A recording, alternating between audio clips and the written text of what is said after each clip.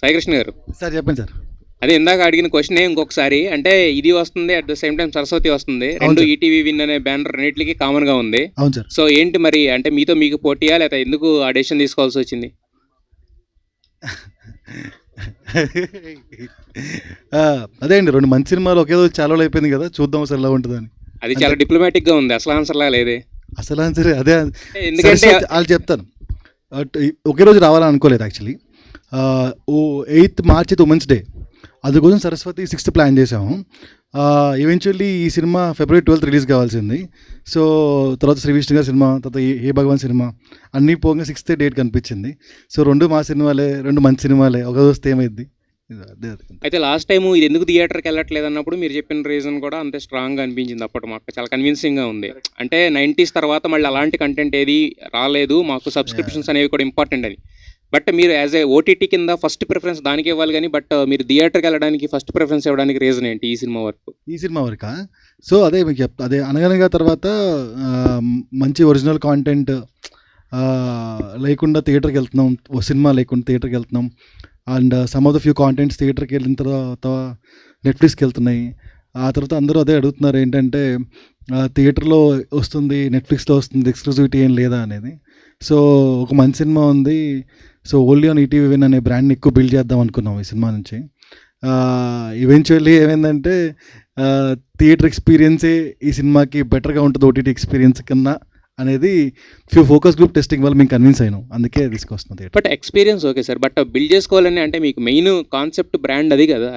అయితే సిరీస్లు ఎక్కువ తీద్దాం అనుకుంటున్నాం, ఇంకా దానికైతే చాయిస్ లేదు కదా, సిరీస్లతో బిల్డ్ చేద్దాం. సిరీస్ అయితే చాయిస్ లేదు, అడగరు కదా ఇంకా సినిమాకి తీసుకెళ్ళమని థియేటర్కి. శివాజీ గారు సార్, ఇటు సార్ చాలా కాలం తర్వాత ప్రొడక్షన్ చేస్తున్నారు కదా, ఇప్పటికి ఎలా అనిపిస్తుంది ప్రొడక్షన్?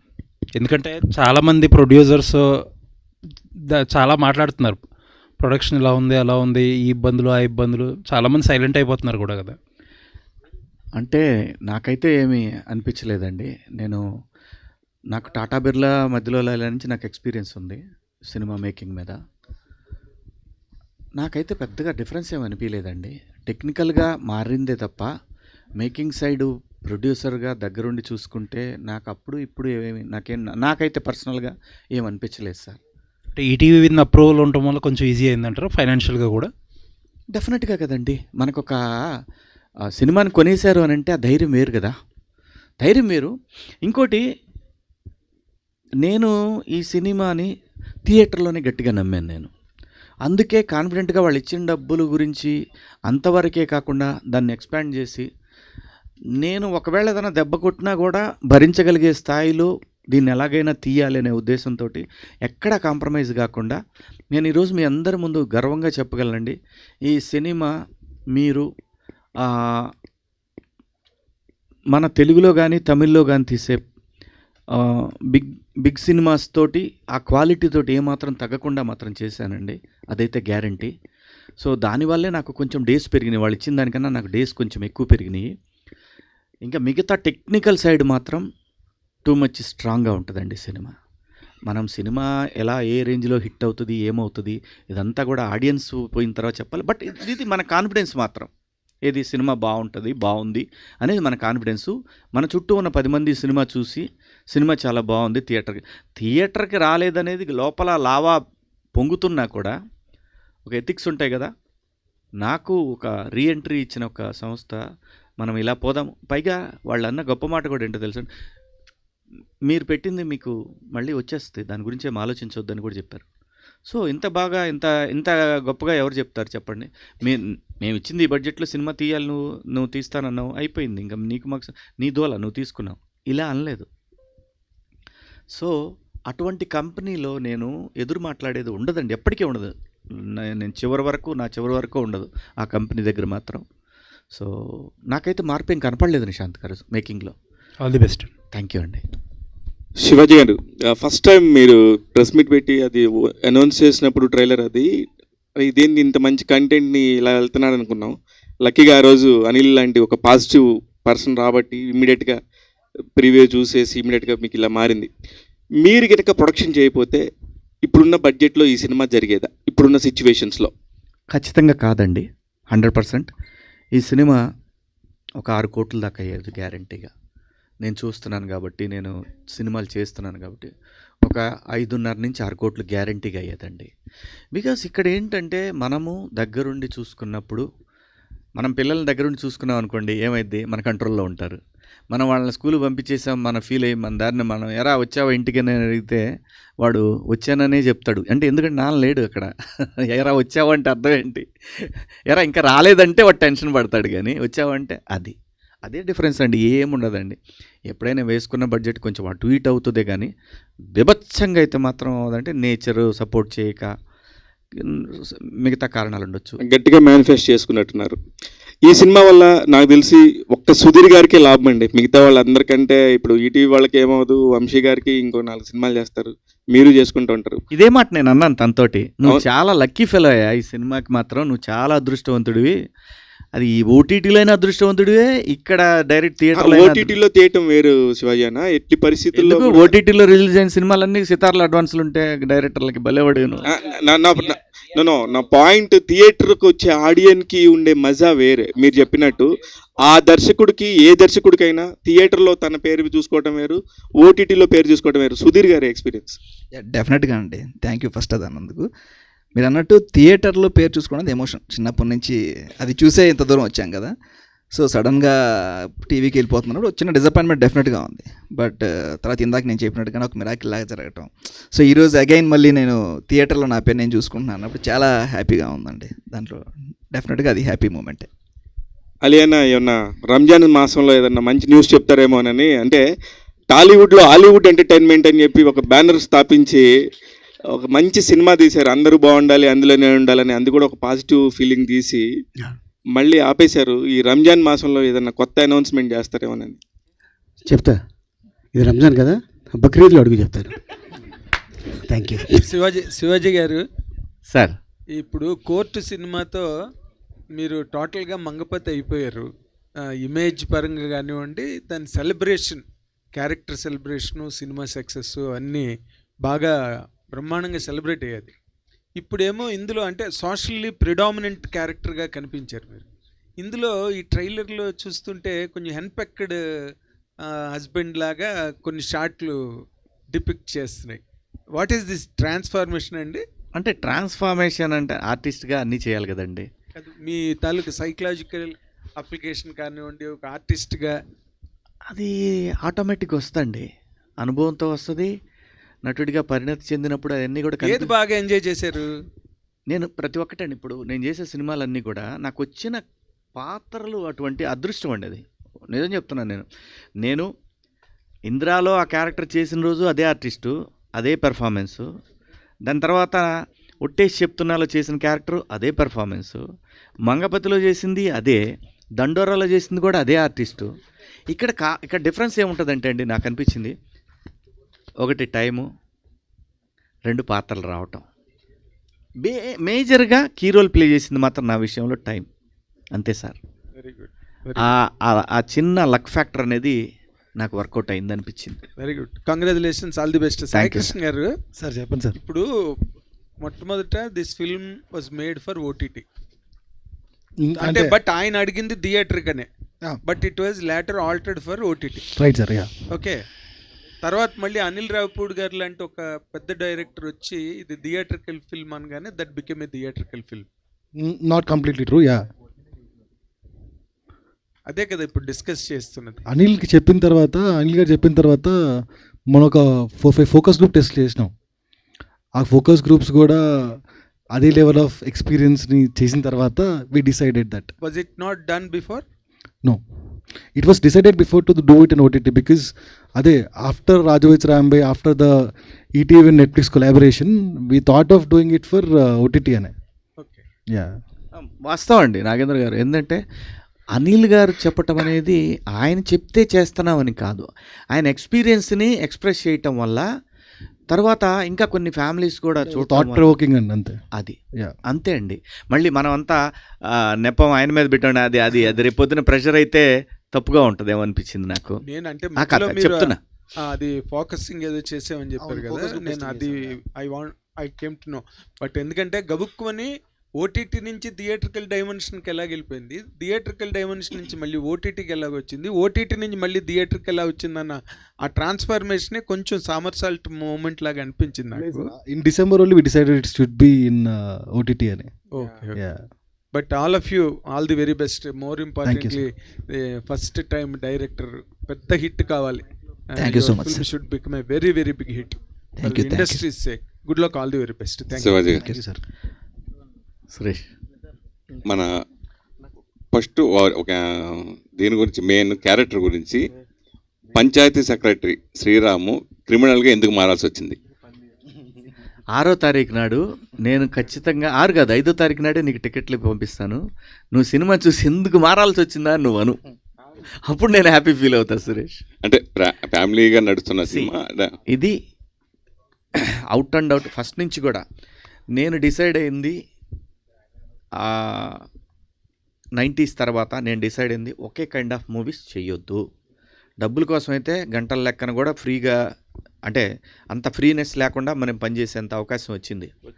కానీ నేను అది ఫిక్స్ అవ్వాలా. ఆర్టిస్ట్గా నాలో ఎన్ని కోణాలు ఉన్నాయనేది నన్ను నేను ఆవిష్కరించుకోవాలనుకున్నా. ఇప్పుడు ఈ సినిమాలో నేను చెప్తున్నాను, ఈ మాట గుర్తుపెట్టుకోండి మీరు, ఈ సినిమాలో ఈ పాత్ర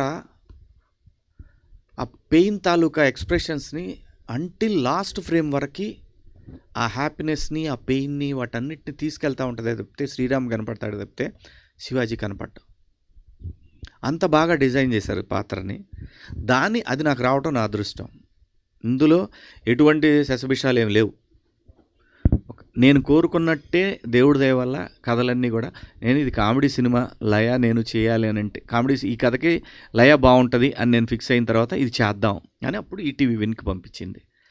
20 సంవత్సరాలు వెనక్కి వెళ్తే వరుసగా ప్రతిరోజు కలుస్తూ ఉండేవాళ్ళం. బ్యాక్ టు బ్యాక్ సినిమాలు మీరు ప్రొడ్యూసర్గా బెక్కం వేణుగోపాల్తో కలిసి వరుస సినిమాలు చేస్తూ ఉండేవారు. ప్రొడక్షన్ స్టార్ట్ చేశారు, వరుసగా హిట్స్ కొట్టారు.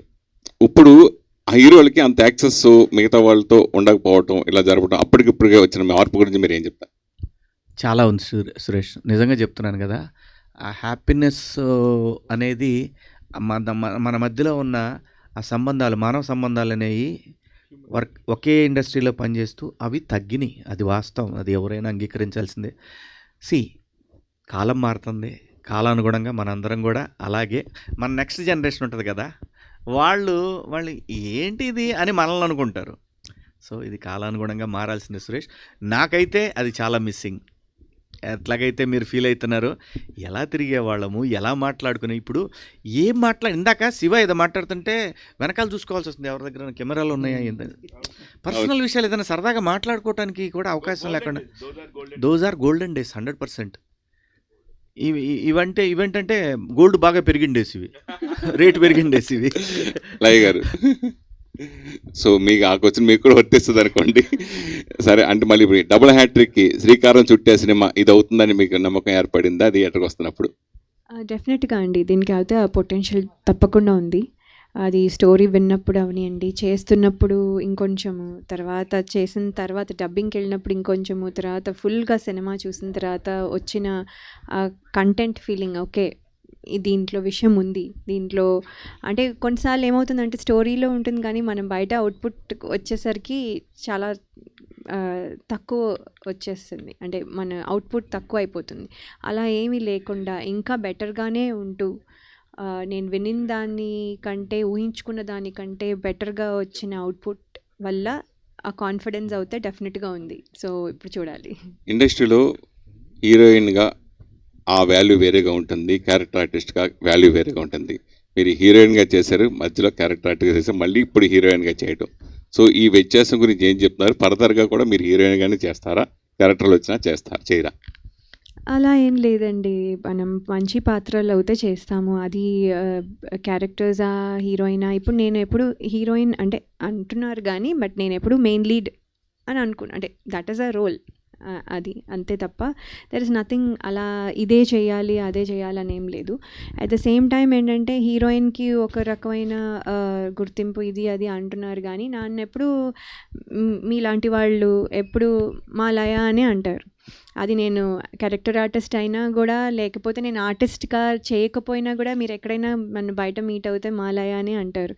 సో ఆ పేరు తెచ్చుకున్నాను. ఆ పేరు ఇంకా కొత్త మీడియా పీపుల్ వాళ్ళతో కూడా కంటిన్యూ అవ్వాలి అని కోరుకుంటున్నాను. అది చాలండి. ఇంకా హీరోయిన్ లయకి క్యారెక్టర్ ఆర్టిస్ట్ లయకి పెద్ద డిఫరెన్స్ లేదు నా మైండ్లో అయితే. మామూలుగా ఒక సినిమాకి ఓ బడ్జెట్ ఉంటుంది, అలాగే సీరియల్స్కి ఒక బడ్జెట్ ఉంటుంది, అలాగే ఓటీటీ ఫిలిమ్స్కి ఒక బడ్జెట్ ఉంటుంది. దాన్ని బట్టే హీరోయిన్స్ కానీ క్యారెక్టర్ ఆర్టిస్ట్ కానీ రెమ్యునరేషన్ తీసుకుంటారు. నిజం చెప్పండి, ఈ సినిమా మీరు ఓటీటీ రెమ్యునరేషన్ తీసుకున్నారు, సినిమా రెమ్యునరేషన్ తీసుకున్నారా? నాకు శివాజీ గారి కోసం చేసిరా? ఏంటి ఈ సినిమా రెమ్యూనరేషన్ ఏంటి అనేది కాదులేండి. అంటే what ever I think I deserve, he gave it. ఇంక క్వశ్చన్స్ లేవు, ఇవేం ఈ మధ్య లేవు, ఓటీటీ ఎక్కువ నెగోసియేషన్స్ లేవు. తీసుకుంటున్నారు. సినిమా కంటేనా? ఓటీటీ ఎక్కువ తీసుకుంటారు. సినిమా కంటేనా? ఈ సినిమా గురించి కాదు, జనరల్లీ చెప్తున్నానండి. యా, సో అలాంటివి ఏమి లేవు. నాకు whatever I deserve, he gave it to me. నేను లయ నాకు ఆల్రెడీ తెలుసు, సో ఆల్రెడీ మేము చేసాము కాబట్టి నాకేం తక్కువ చేయలేదు. He has done more than what others did.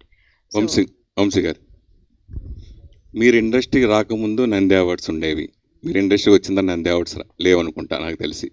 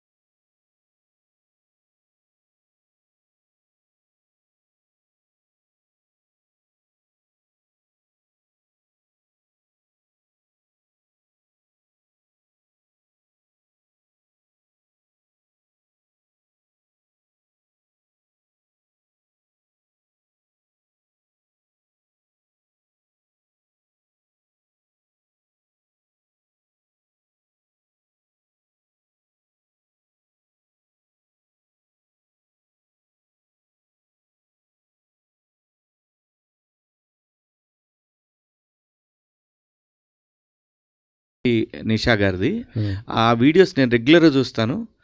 So నాకు అనిపించింది అనమాట, ఇది family cinema, family entertainment based cinema ఇది.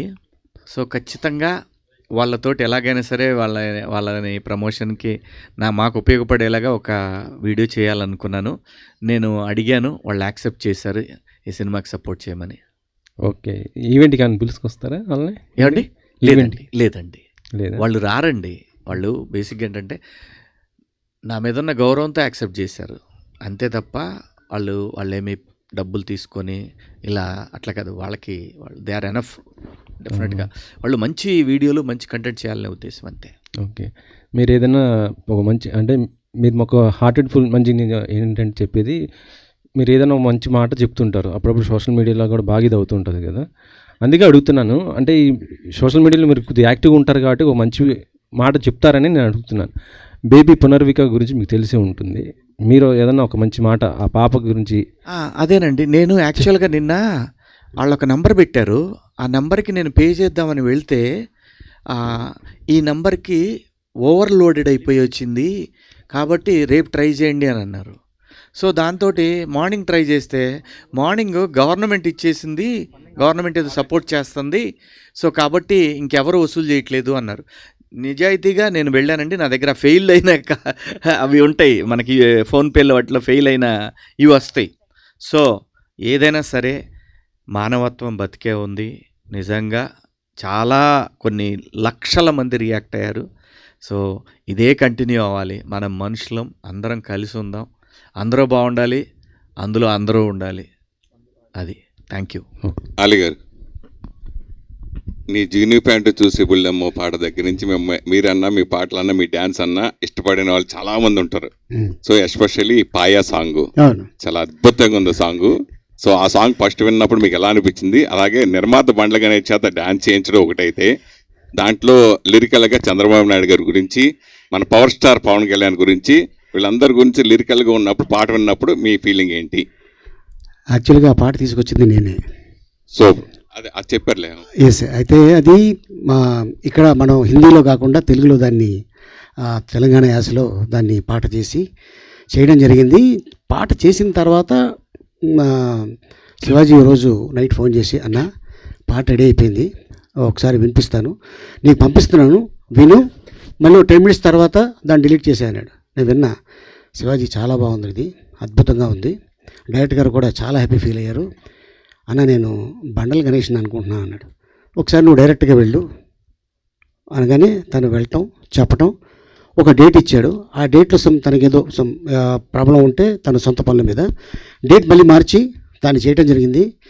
కుంభవృష్టి అసలు మామూలు కాదు, రామోజీ ఫిల్మ్ సిటీలో వర్షం, ఆ వర్షంలో 2 రోజుల్లో పాట ఫినిష్ అయిపోయింది. డాన్సర్లు సహా టెక్నీషియన్స్ అందరూ ఆ రోజు పాయ తిన్నారు, షూటింగ్ ఫినిష్ చేశారు చక్కగా. 2 రోజుల్లో సాంగ్ అయిపోయింది, ఎడిటింగ్ చేశాడు, సాంగ్ రిలీజ్ చేశాడు.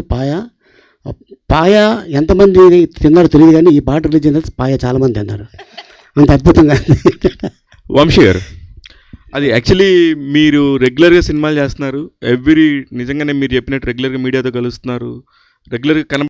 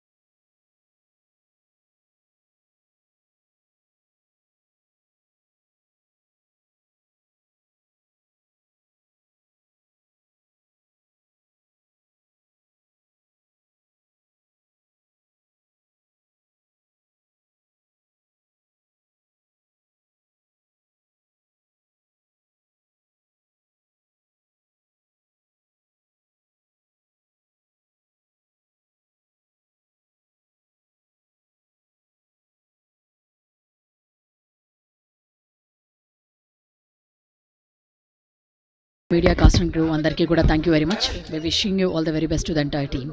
Thank you.